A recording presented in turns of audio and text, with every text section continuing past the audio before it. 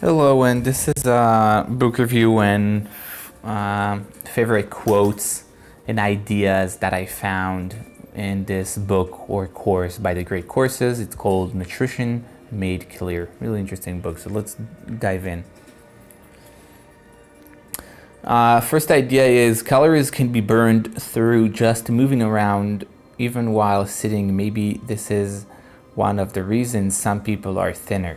So what he found out that some people move a lot, even when they sit down, they just move their legs, move their hands, they just move their head all the time. So more hyperactive people, even when they sit down or don't, it seems like they just lay there like resting, they might not rest.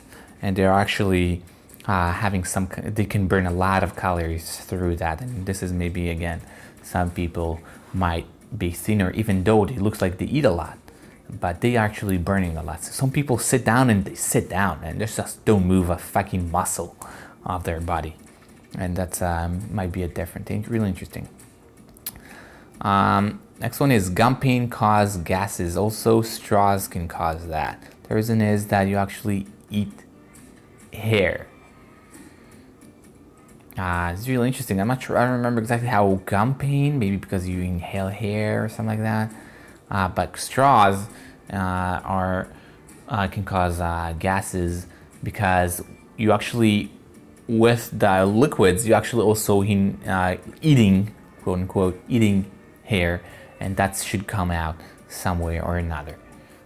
I find it interesting. Next idea is when we eat too much protein but not enough carbohydrate, what happened is the body needs to process protein in order to get calories, which is very hard and inefficient.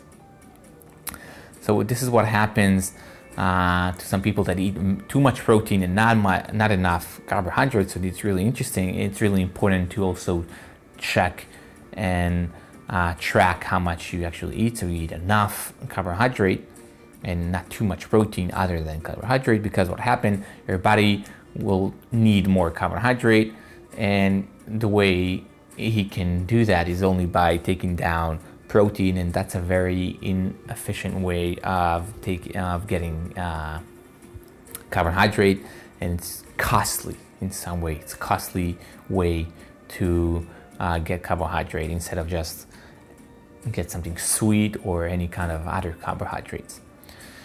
Next one is when we work out, we need around 1.5 times the protein, and that's when we work out we need, so the usual, I think it's 0.8 gram of protein per kilo, not per pound. And when you work out, you need 1.5 times what you usually eat. So if I remember right, it's like 1.2 grams per kilos when you work out. Next idea is vitamin B12 is stored up to 2 years and delivered. So I really find it really fascinating. Some people think, oh, I need to take vitamin B12 every small, every day or every week. But what you don't understand, sometimes it's like it can be stored up to 2 years, so you don't need that much.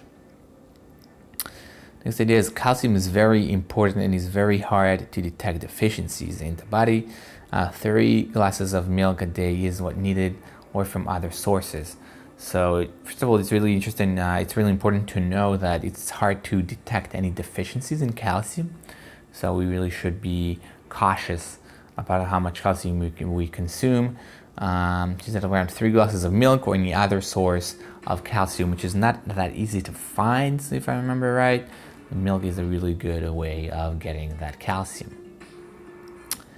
Next idea is consume a variety of colored vegetables in order to get all vitamins and minerals, instead of getting supplements, which are really controversial how much they really affect or really doing something.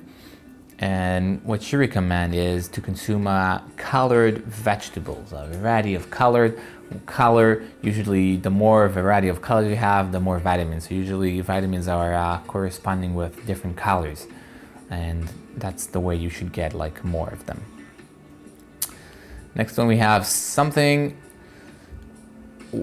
what tastes salty is not so salty, and often what is not salty or taste salty, can be extremely salty. It all depends on where it's stored. So really, really important to remember that, because sometimes we eat chips and salt is on the outside. We'll think, oh, this has so much salt, and in fact, sometimes it's not that salty. It might have some salt in it, but it's not that salty as much as you think so, because you taste the salt from the outside. In other cases, sometimes like in cakes or all kinds of foods that it's already made, there is a lot, like really high portions of salt in them, and it doesn't taste that salty. It really depends what other ingredients and how do you mix that ingredients. But it's really important to actually look on the nutrition facts and see where how much actually sodium and salt this product has. Next idea is how to read nutrition facts chapter. That's chapter 28. If you really want to get into how to read nutrition facts, I saved it to myself. Next idea is organic food is better to buy other things you eat as a whole. For example, we have broccoli. The reason is it's better because there is less pesticides in that way. So there is a lot of controversy if organic food is better or not, but what she claims is that there is no reason to buy food like bananas or things that you don't eat as a whole. So broccoli, you eat the whole flower, right?